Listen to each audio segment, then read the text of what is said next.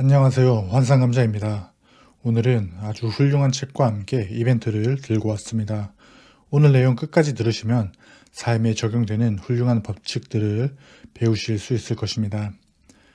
제가 책을 고르는 방식이 있는데요. 첫 번째로 이 작가가 과거에 쓴 책을 내가 재미있게 읽었는가, 두 번째, 출판사가 믿을만한가입니다. 이 두 가지에 부합하는 제안이 들어와서 흔쾌히 광고를 수락했으며 저 또한 단숨에 읽어내려간 책입니다. 대부분 돈의 심리학이라는 책을 들어보셨을 겁니다. 그 책을 집필한 모건 하우절이 두 번째 책 불변의 법칙이라는 제목으로 다시 찾아왔습니다. 그리고 이 출판사는 서울 자가의 대기업 다니는 김 부장 이야기, 저스트 킵 바잉 등을 출간한 출판사고요. 출판사가 중요한 이유는 있습니다. 영문으로 된 책을 번역하는 과정에서 읽기 힘든 번역체로 번역될 수도 있거든요.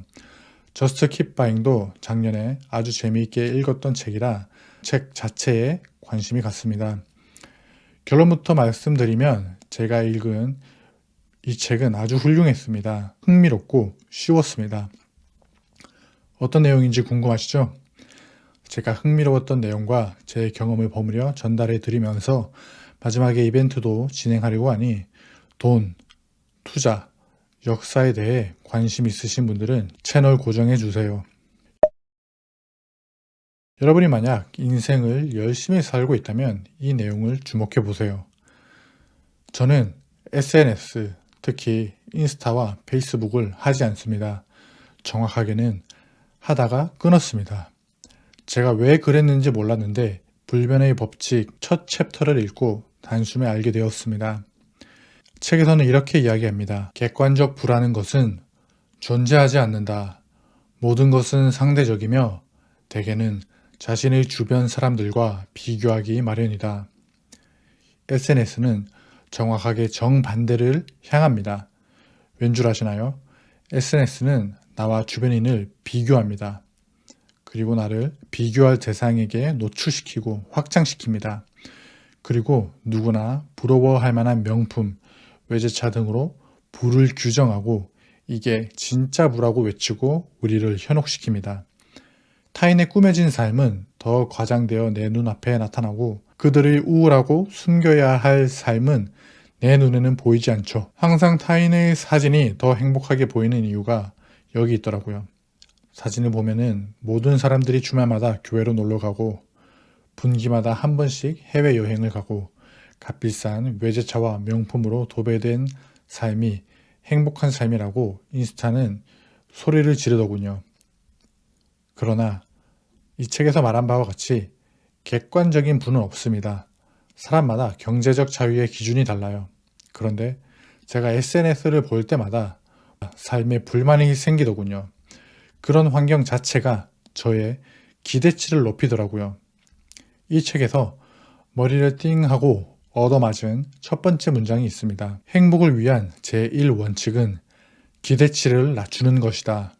주린이의 투자가 망하는 이유는 기대치가 높기 때문입니다. 오늘 100만원 놓고 내일 200만원이 되길 기대합니다.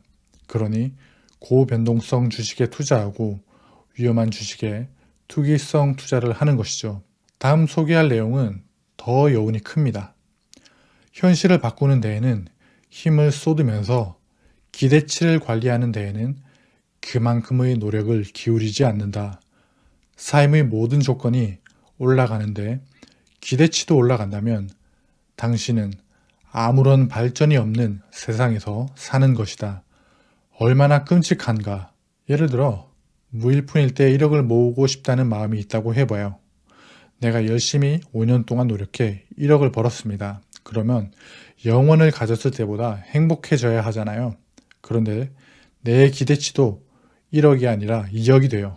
그러면 예전과 다를 바가 없는 거죠. 내가 가진 1억은 당연한 거고 기대치 2억과는 여전히 1억 차이가 나는데 내가 노력한 5년의 과거는 의미 없게 느껴집니다. 그리고 심지어 SNS를 보면 10억, 30억, 몇백억 부자는 넘쳐나고요. 책은 좀 더 쉽게 설명합니다. 결혼을 하고 서로에게 높은 기대치를 가지지 않는 것.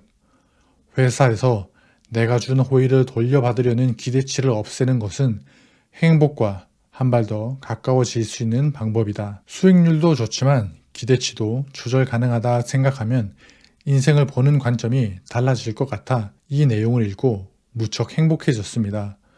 기억하세요. 행복을 위한 제1원칙은 기대치를 낮추는 것이다. 두 번째 소개하고 싶은 법칙은 이겁니다. 15번째 법칙. 모든 여정은 원래 힘들다. 최근에 제가 나간 모임에서도 다른 분들이 공감한 내용이 있는데요. 최근에는 모든 것을 스킵하는 시대입니다. 유튜브를 볼 때도 1.5배로 보고 내가 원하는 내용이 나올 때까지 스킵합니다. 결론이 나오기 전까지 막 빠르게 돌려보는 게 너무 익숙해요. 저도 최근에 넷플릭스에서 나는 솔로를 보는데 지루한 장면이 나오면 저도 모르게 돌려보더라고요. 그런데 말이죠. 우리 삶은 스킵이 안 돼요. 결론이 나오기 전의 과정을 스킵할 수가 없습니다. 지금의 내가 경제적 자유를 얻으려면 수년 혹은 수십 년 노력해야 경제적 자유를 얻을 수 있는 게 진짜 현실입니다. 저는 이제야 월 평균 250만 원 정도의 배당금을 받지만 이 금액을 받기까지 4년이 걸렸으며 4년도 굉장히 단축시킨 거라 생각해요. 하루 2시간, 3시간 자면서 노동한 결과값이라고 생각합니다. 그 과정 동안 힘들지 않았다면 거짓말입니다. 주말에도 외주하고 평일 새벽엔 전자책을 쓰기도 하고 평일 밤엔 야근을 하거나 블로그 글을 쓰기도 했고요. 그 과정에서 가족들과의 갈등이 일어나기도 했고요. 내 인생에서 가장 값어치 있는 것을 얻기 위해선 내 인생에서 쓰레기를 내놓는 게 아니라 두 번째로 가치 있는 것을 내놔야 한다고 생각해요. 비를 견디고 눈을 맞으며 심적, 육체적 힘듦을 다 겪은 다음 온전한 열매를 먹을 수 있는 게 자연의 법칙이고 세상의 이치입니다. 그러나 대부분이 디지털 세상에 살면서 이런 법칙을 잊고 삽니다. 컴퓨터가 발전하고 인터넷이 발전하고 인공지능이 발전한다고 해도 필요한 때에 고통을 참아내는 능력 또한 우리에게 필요한 덕목입니다. 좀 더 쉬운 말로 이렇게 얘기하더군요. 성공엔 비용이 따른다. 이건 당연한 사실이다. 21번째 법칙. 멀리 보는 것에 관하여. 넷플릭스에는 네팔 지진, 에베레스트의 생존자들이라는 컨텐츠가 있어요. 에베레스트 등정을 목표로 했던 사람들이 겪은 사건을 인터뷰하는 내용인데요. 아주 흥미롭습니다. 에베레스트에는 쿤부 빙폭이라는 게 있습니다. 빙하가 흘러 내려오는 곳이고 난기류가 있으며 강의 급류 같은 곳인데 거기가 가장 위험한데 가장 쉬운 코스라고 합니다. 여러분도 상상해 보세요. 산산이 쪼개진 빙하가 아주 천천히 녹으면서 내려오는데 빙하 하나의 크기가 집채만 하고 45도로 기울어져 있어요. 나한테 언제 떨어질지 모르는 거죠.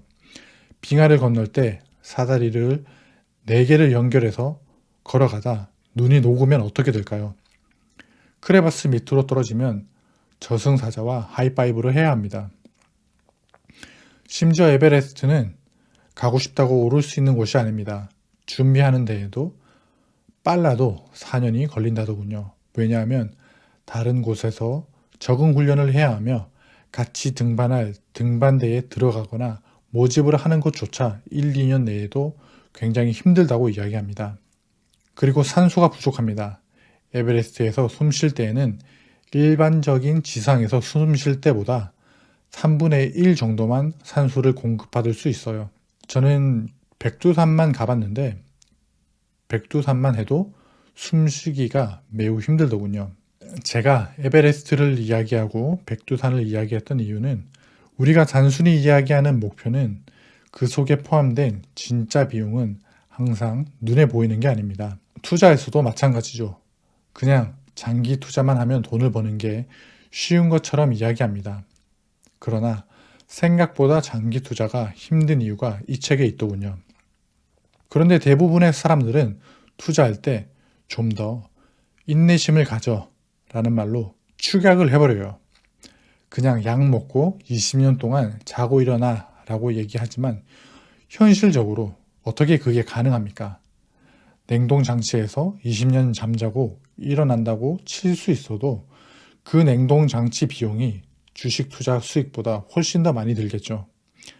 장기 투자를 못하는 사람에게 인내심 부족이라고 하지만 함의하고 있는 회색 지대가 있는 거고, 책에서는 이렇게 이야기합니다. 투자 기간이 길수록 더 많은 재앙과 비극을 경험한다. 이 책에서 제가 영감을 받고 밑줄 친 내용들은 대부분 좋았지만 특별히 좋았던 점은 유통기한이 없는 지식에 대한 접근이었습니다. 무슨 말이냐? 마이크로소프트는 2024년 1분기에 얼마의 수익을 냈나요? 이런 지식은 6개월, 1년이 지나면 의미 없어져 버립니다. 즉, 소멸되는 지식입니다. 이것을 소멸성 지식이라고 하고요.